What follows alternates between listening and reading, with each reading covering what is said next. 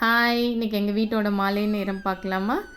Evening ஸ்நாக்ஸுக்கு கொஞ்சமாக chips. என்னதான் ஃப்ரூட்ஸு இல்லை வீட்டில் எது செஞ்சு சாப்பிட்டாலும் இந்த சிப்ஸ் வந்து எங்கள் வீட்டில் இப்போ கரண்ட்டாக எல்லாரோட ஃபேவரட்டாக இருக்குது. சரி வாங்கின பொருள்லாம் 2 நாள் ஆயிடுச்சு, அடுக்கவே இல்லை. இன்றைக்கி அடுக்கி வச்சிடலாம். வேலை எதுவும் இன்றைக்கி பெருசாக இல்லை.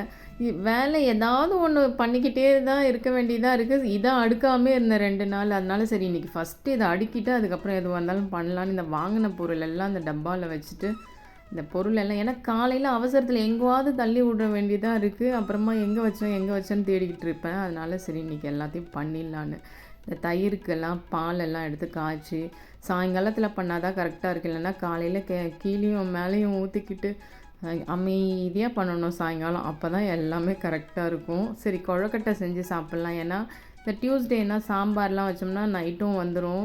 நைட்டுக்கு பெருசாக வேலை இருக்காது. டின்னருக்கு இட்லியோ இல்லைன்னா தோசையோ ஊற்றிக்கலாம். அதனால சரி கொழுக்கட்டை செஞ்சு சாப்பிட்லாம். 2-3 நாளாக நானும் நினச்சிட்டே இருக்கேன். சரி ஒரே வேலையாக இருந்துச்சு. இன்றைக்கி தான் கொழுக்கட்டை செஞ்சு சாப்பிட்டுட்டு ஒரு 6 மணிக்கு மேலே இருந்த பாத்திரத்தெல்லாம் கழுவிட்டு சரி நைட்டு ஒரு 7 மணி போல் இட்லி ஊற்றி வச்சேன். என்ன தான் சீக்கிரம் நாங்கள் படுக்க போனாலும் அந்த 10:30 மணி மேலே தான்.